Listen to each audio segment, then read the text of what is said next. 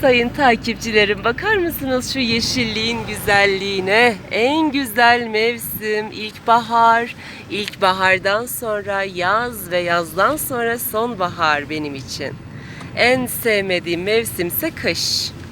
Kışın sadece karın böyle çamların üzerine yağışını seviyorum ve kışın kardan adam yapmayı seviyorum. Onun dışında kıştan var ya, nefret ederim.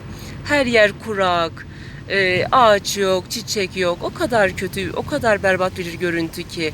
Yani bence Yüce Mevlam kışı vererek bu güzelim mevsimlerin kıymetini bilmemizi istemiş bence. Bir başka videoda tekrar görüşmek üzere. Hoşça kalın.